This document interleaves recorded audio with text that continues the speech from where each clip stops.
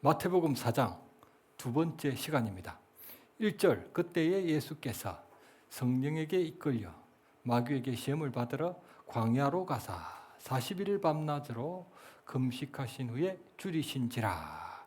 시험하는 자가 이르되 네가 만일 하나님의 아들이여든 명하여 이 돌들로 떡덩이가 되게 하라. 만일 네가 하나님의 아들이여든, 정말 황당합니다.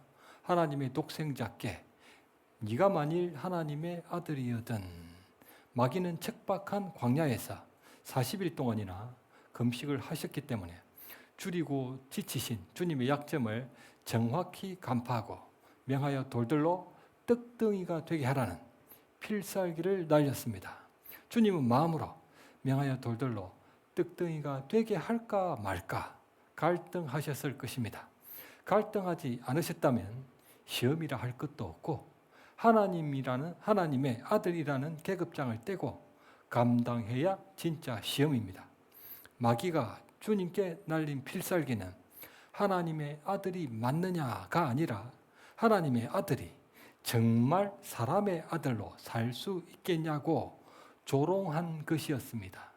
어떤 조건에도 영향을 받지 아니하시는 전지전능하신 하나님의 아들이 모든 조건의 제한을 받는 허접한 사람의 아들로 살 수 있겠느냐는 것입니다. 첫째 시험은 우리에게 하나님의 아들다움이 무엇이냐를 교훈합니다. 4절, 기록되었을 때 사람이 떡으로만 살 것이 아니요 하나님의 입으로부터 나오는 모든 말씀으로 살 것이라. 사람은 떡 없이도 살 수 있는 존재라는 의미가 아니라 창조주 하나님이 없이는 그 생명을 논할 가치도 없는 존재라는 의미입니다. 세상 모든 떡은 하나님이 다 공급하시는 것이기 때문에 하나님의 말씀도 없이 그냥 떡으로만 사는 것은 하나님이 예수 그리스도 안에서 새롭게 창조하신 참 사람이 아니라는 의미입니다. 하나님의 아들다움은 교회를 다니는 것보다 예수님을 주님으로 영접하는 것이고 계명을 다 지키는 것보다 주님을 따르는 것이며 봉사에 분주한 것보다 그분 말씀을 듣는 것이고 서원을 지키는 것보다 하나님의 뜻을 아는 것이고 유산을 상속받는 것보다 아버지를 섬기는 것이고 주의 이름으로 선지자 노릇하고 귀신을 쫓아내며 많은 권능을 행하여 명하여 돌들로 떡덩이가 되게 하는 것보다 아버지의 뜻대로 행하는 것입니다. 누구든지 하늘에 계신 내 아버지의 뜻대로 행하는 자가 내 형제요 자매요 어머니이니라. 오늘 본문 마태복음 4장 5절부터 7절입니다. 이에 마귀가 예수를 거룩한 성으로 데려다가 성전 꼭대기에 세우고 이르되 내가 만일 하나님의 아들이거든 뛰어내리라. 기록되었을 때 그가 너를 위하여 그의 사자들을 명하시리니 그들이 손으로 너를 받들어 발이 돌에 부딪히지 않게 하리로다 하였느니라. 예수께서 이르시되 또 기록되었을 때 주 너의 하나님을 시험하지 말라 하였느니라 하시니. 아멘. 아멘. 5절, 마귀가 예수를 거룩한 성으로 데려다가 성전 꼭대기에 세우고 이르되 내가 만일 하나님의 아들이거든 뛰어내리라. 네가 만일 하나님의 아들이거든. 역시 황당합니다. 사람이 떡으로만 살 것이 아니요 하나님의 입으로부터 나오는 모든 말씀으로 살 것이니라. 마귀가 주님의 반격에 나가 떨어진 줄 알았는데 물러서지 않고 다시 달려듭니다. 주님이 제1라운드에서 마귀를 하나님의 입으로부터 나오는 모든 말씀으로 반격하셔서 이기셨기 때문에 마귀도 주님을 눈에는 눈, 이에는 이, 바로 그 하나님 말씀으로 일격을 날림으로써 제2라운드가 시작됩니다. 좋다, 네가 하나님의 말씀을 정말 믿고 순종한다면 뛰어내리라. 시편 91편에 기록되었을 때 그가 너를 위하여 그의 사자들을 명하시리니 그들이 손으로 너를 받들어 발이 돌에 부딪히지 않게 하리로다 하였느니라. 주님이 제1라운드에서 하나님의 아들다움이란 명하여 돌들로 떡덩이가 되게 하는 권능을 행하는 것이 아니라 신명기 8장을 인용하며 하나님의 입으로부터 나오는 모든 말씀으로 사는 것이라고 반격했습니다. 그랬더니 마귀도 시편 91편을 인용하며 성전 꼭대기에서 뛰어내렸을 때 하나님이 사자들을 명하셔서 그들이 손으로 받들어 발이 돌에 부딪히지 않게 하여 정말 그분 말씀대로 사람이 살아갈 수 있는지 증명해 보이라는 것입니다. 정말 기가 막힙니다. 제2라운드에서는 태초부터 말씀이셨던 분이 육신이 되신 분을 기록된 하나님의 말씀으로 미혹해 보겠다는 것입니다. 주님께 그럴 정도면 우리에게는 말할 것도 없고 마귀는 절대 쉽게 포기하지 않는 정말 신실한 놈입니다. 거룩한 성은 예루살렘 성전을 가리키고 예루살렘 성전은 이스라엘 백성들이 가장 많이 모이는 장소였습니다. 주님이 성전 꼭대기에서 뛰어내렸을 때 마치 슈퍼맨처럼 멋있게 착지함으로써 사람들의 이목과 인기를 한순간에 끌어모아 많은 추종자들을 쉽게 만들라는 미혹이었을 것입니다. 제1라운드는 네가 하나님 말씀을 정말 알고나 믿는 사람이냐는 시험이었고 제2라운드는 네가 그 말씀을 정말 믿고 순종하며 살아가는 사람이냐는 시험입니다. 제1라운드는 하나님의 자녀다움이 무엇이냐는 시험이었고 제2라운드는 하나님의 자녀다움이 어떻게 사는 것이냐는 시험입니다.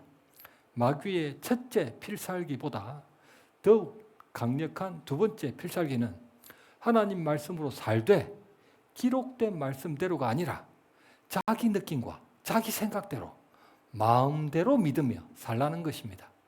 그것은 하나님 말씀을 모르는 것보다 더 심각한 치명상을 입히는 결정타입니다. 시편 91편 말씀을 모르는 불신자는 성전 꼭대기에서 뛰어내릴 생각조차 아예 하지 않기 때문에 말씀을 잘못 알고 있을 바에는 차라리 모르는 것이 더 나을 것입니다. 전문 용어로는 반푼수가 집안 망치고 면장도 알아야 할 수 있으며 선무당이 사람 잡는다입니다. 기록되었으되 그가 너를 위하여 그의 사자들을 명하시리니 그들이 손으로 너를 받들어 발이 돌에 부딪히지 않게 하리로다. 시편 말씀을 인용했는데 시는 직설 언어가 아니라 언유법을 사용하는 상징적 언어입니다. 나보기에 역겨워 가실 때는 사뿐히 절여밟고 가시옵소서. 정말로 자신을 구두발로 마구 짓밟고 가라는 의미이겠습니까? 적어도 장르라는 면에서 시와 노래는 상징으로 해석해야지 문자 그대로 해석하면 짓밟혀 죽습니다. 남산타워에서 뛰어내려도 까딱 없을 것이라는 직설적 의미가 아니라 하나님이 항상 함께 하시며 지켜주실 것이라는 은유적 의미입니다. 성경 말씀 시편 91편 11절과 12절입니다. 그가 너를 위하여 그의 천사들을 명령하사 내 모든 길에서 너를 지키게 하심이라.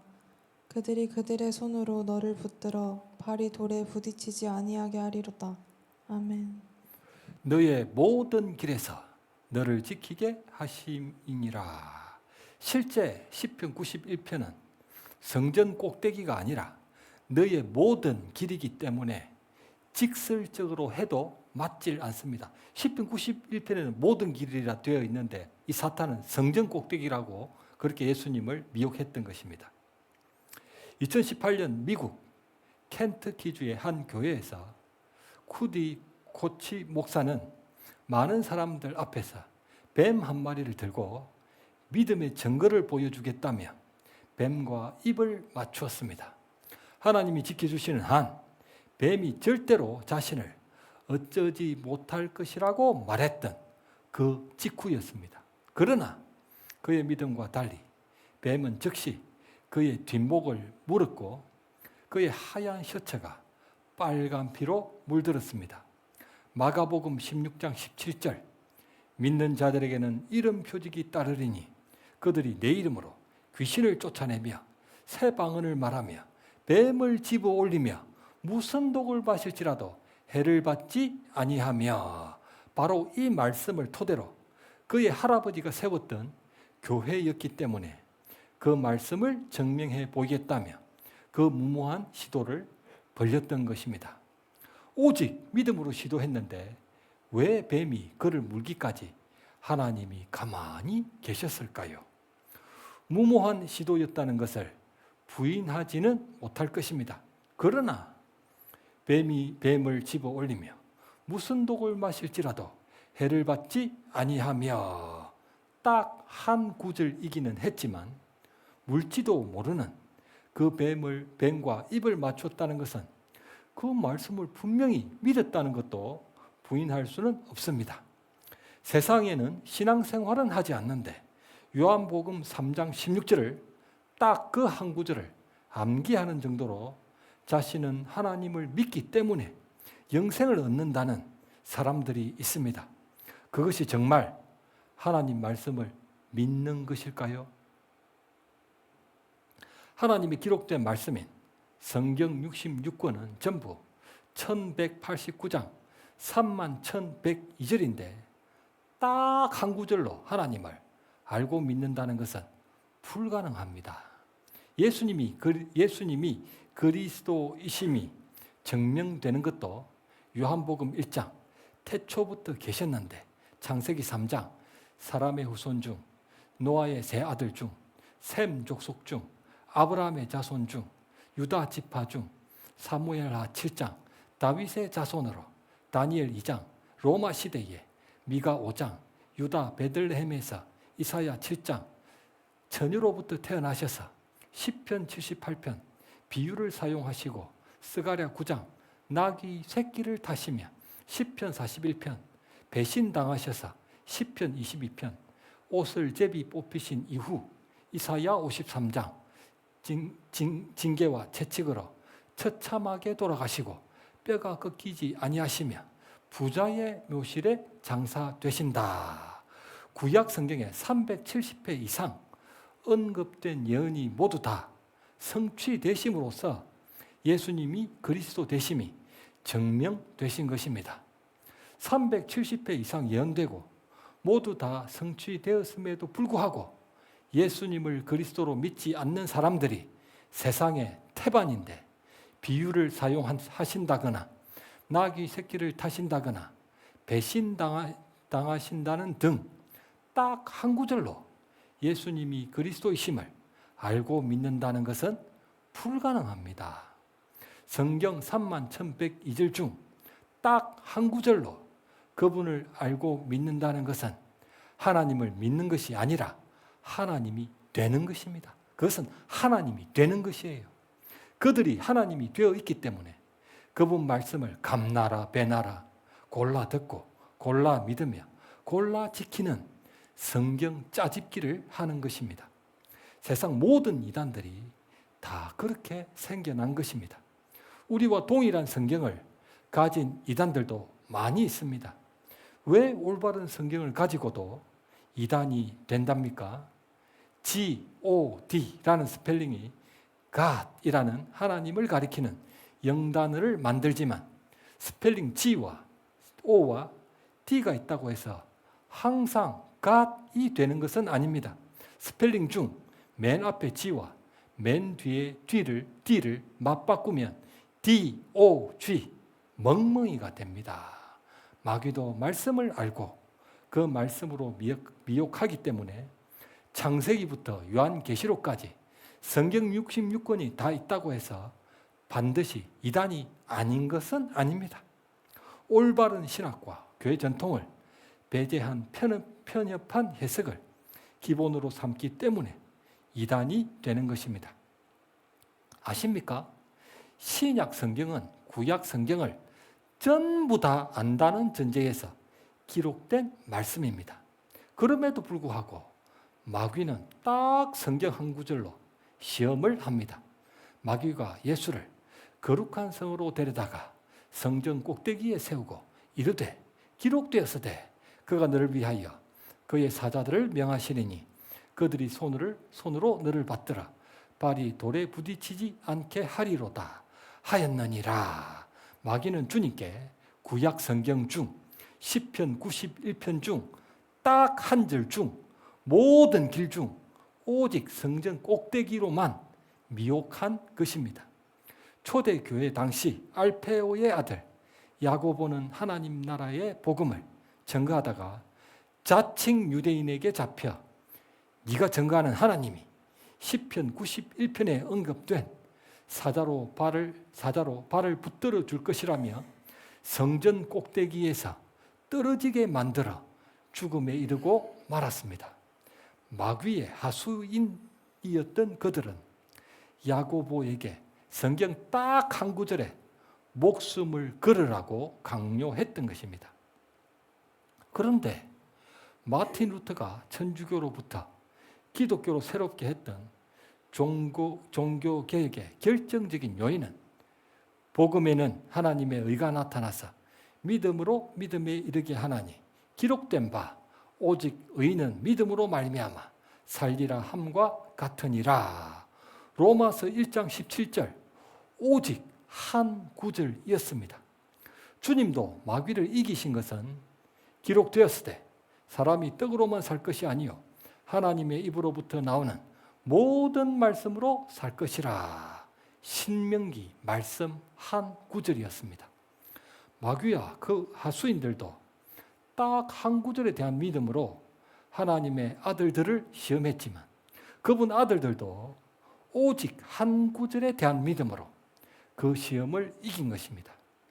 마귀의 첫째 시험은 우리에게 하나님의 자녀다움이 무엇이냐를 교훈하지만 둘째 시험은 우리가 그분 말씀을 믿는다는 것이 어떤 것이냐를 교훈합니다. 하나님의 말씀을 믿는다는 것이 어떤 것입니까?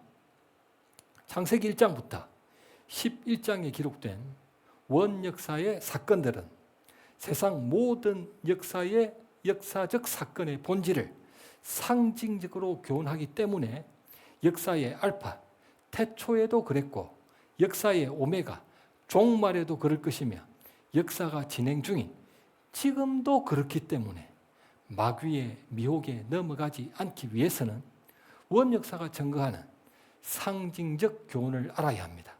창세기 2장 여호와 하나님이 이르시되 동산 각종 나무의 열매는 네가 임의로 먹되 선악을 알게 하는 나무의 열매는 먹지 말라. 내가 먹는 날에는 반드시 죽으리라. 하나님이 선포하셨던 생명의 말씀이었습니다. 그러나 뱀이 이르되 너희가 결코 죽지 아니하리라. 너희가 그것을 먹는 날에는 너희 눈이 밝아져 하나님과 같이 되어. 뱀은 생명의 말씀을 거짓말로 왜곡시켰습니다. 여자가 말하되 동산나무의 열매를 우리가 먹을 수 있으나 동산 중앙에 있는 나무의 열매는 하나님의 말씀에 너희는 먹지도 말고 만지지도 말라. 너희가 죽을까 하노라 하셨느니라. 세상 모든 사람은 하나님이 선포하신 생명의 말씀을 믿지 않아도 죽음에 이르게 되지만 오직 그 말씀 한 구절을 잘못 믿어도 죽음에 이를 수 있다는 것입니다. 오직 믿음으로 의로워져 하나님께 영생을 얻는다는 이신칭의 로마서 1장 말씀의 출처는 하박국 2장 4절 의인은 그의 믿음으로 말미암아 살리라. 그 하박국 2장 말씀의 원조 본문입니다. 성경 말씀 창세기 15장 5절과 6절입니다. 그를 이끌고 밖으로 나가 이르시되 하늘을 우러러 무뼈를 셀 수 있나 보라. 또 그에게 이르시되 내 자손이 이와 같으리라. 아브라함이 여호와를 믿으니 여호와께서 이를 그의 의로 여기시고. 아멘. 아멘. 하나님이 그를 이끌고 밖으로 나가 이르시되 하늘을 우러러 무뼈를 셀 수 있나 보라. 내 자손이 이와 같으리라. 아브라함이 여호와를 믿으니 여호와께서 이를 그의 의로 여기시고, 믿으니 의로 여기시고, 성경에 언급되는 오직 믿음으로 의로워져 하나님께 영생을 얻는다는 모든 이신칭의 말씀의 원조 본문입니다. 정말 희한합니다. 의롭다는 말은 죄가 없다는 말이지 않습니까? 의롭다는 말은 죄가 없다는 말인데 아브라함이 무엇을 했길래 의롭다는 것입니까? 죄가 없다는 것입니까? 하늘을 우러러 무뼈를 셀 수 있나 보라. 내 자손이 이와 같으리라.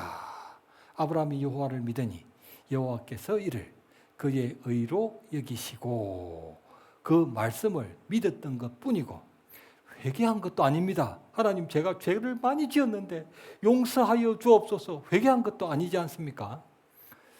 만일 다음처럼 말씀하셨더라면 어울리기라도 할 것입니다. 그에게 이르시되 내 자손이 이와 같으리라. 아브라함이 여호와를 믿으니 하나님이 그에게 내 믿음이 크도다. 이러셨다면 어울릴 텐데 하나님은 그렇게 말씀도 하지 않으셨다는 것입니다. 아브라함이 그 이전까지 죄를 범하지 않았기 때문에 의롭다 하신 것도 아니었고, 그가 그 이후부터 죄를 범하지 않을 것이기 때문에 의롭다 하신 것도 아닙니다. 그는 그 이후에도 분명히 죄를 짓습니다. 그에게 이르시되 내 자손이 이와 같으리라. 하나님은 그가 오직 그 말씀을 믿었던 것을 의로 여겨 주신 것입니다. 아브라함이 여호와를 믿으니 여호와께서 이를 그의 의로 여기시고, 아브라함 왈, 하나님의 말씀을 제가 믿습니다. 정말 믿습니다. 그 한마디만 하면 의로워지는 것입니까? 성경이 증거하는 의로움이란 죄를 범하지 않는다는 의미가 아니라 하나님과 바른 관계를 맺는다는 의미입니다. 창세기 12장 1절, 여호와께서 아브라함에게 이르시되 너는 너의 고향과 친척과 아버지의 집을 떠나 내가 내게 보여줄 땅으로 가라.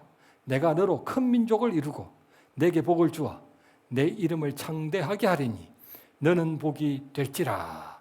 이에 아브라함이 여호와의 말씀을 따라갔고, 아브라함은 창세기 15장에서 그 말씀을 한 번 믿었던 정도가 아니라 창세기 12장에서부터 하나님 말씀에 오직 믿음으로 75세의 고향을 떠나 죽을 때까지 고향에는 단 한 번도 돌아가지 않았습니다.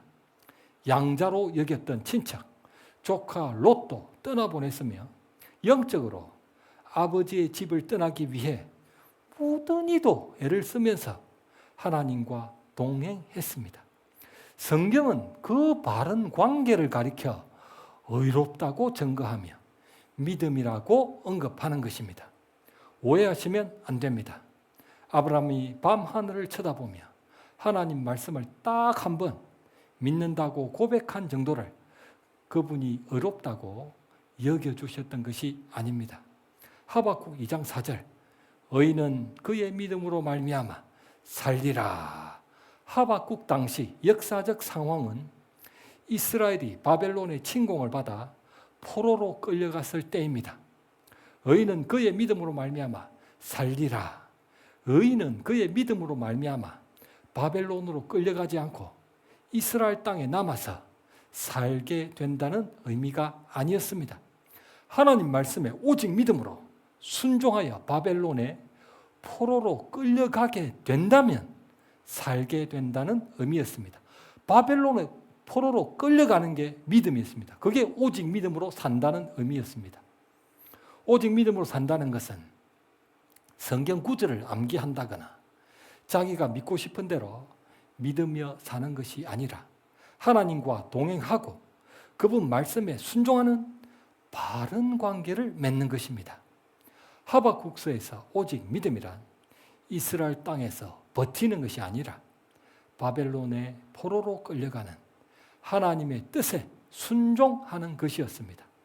자기가 믿고 싶은 대로 믿는 믿음은 종교 생활일 뿐 신앙생활이 아닙니다.